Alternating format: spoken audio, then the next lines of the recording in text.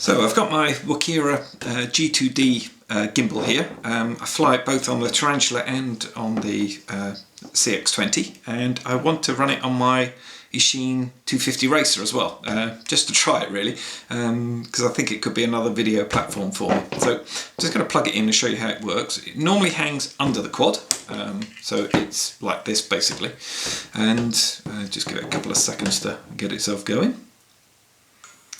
And then it works fine. This has been plug and play since I bought it. This has been an awesome piece of kit and it's been through everything. So I'm really pleased with it and looking forward to using it some more on the Eachine as well.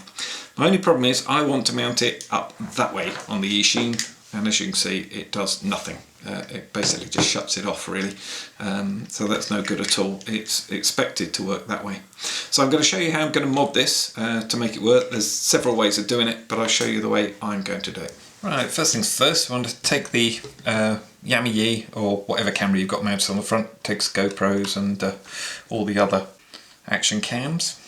I'll just quickly take that off. Now I had to adjust this, just to quickly show you, to fit the Yami, and I've got a video on that. I'll put a link down the bottom of how I did that basically.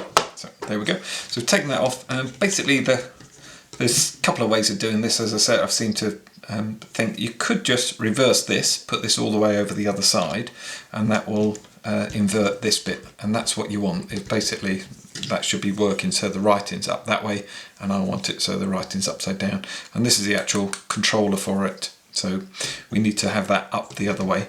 I've had a look at that. It's quite involved. I'd have to cut it around and everything because I can't just flip it round. It won't change it that I can see anyway. So whether or not someone else finds a way of doing it, I don't know. But I couldn't find a way of doing it. So what I need to do is first of all take this off. There we go. And then basically I want to invert this like I say. So just want to tease that out of there. Just be careful with these cables because they are quite thin. And now all I need to do is just pop that back in that way around, but that's not quite gonna fit in there. Also on the back end of here it's cut away to let the cables through, but now the cables aren't coming over the top. They're going to want to go through this little bit here. I don't know if you can see that particularly well. Basically I've got to take this bit out here, so that's what I'm going to do. I'm going to use, well, for want of a better thing, a Dremel copy. Basically, a file would do it, to be honest, but I'm going to do it with a little power tool, and it's got a little diamond bit in the top there. Not a lot of cutting power there because I don't really want to hack right through all this and rip all my plastics to bits. The thing I have to be careful of is these cables. They're very thin, and I really don't want to damage them because that's going to ruin the gimbal. So what I'm going to do is just put a little bit of, you can do this any way you like, you could use tape or anything, but I'm actually going to put a little bit of metal, bit of anything will do, just down through there, and then that just stops. If I miss anything with the little power tool, all it's going to do is hit this bit of metal and it'll warn me that I'm getting a little bit too close, sort of thing. I'm going to struggle doing this on camera, but I'll give it my best shot anyway. You'll get the idea of it. So.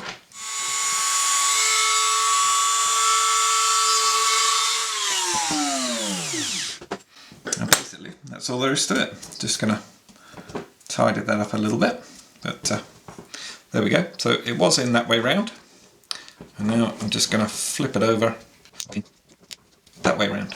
So now you can see the cables are nice and safe out the way. Now this doesn't have to go back on that way, obviously, because I don't need that great big gap. It's just going to let some dirt in, I suppose. So I'm actually going to put it back on the other way. So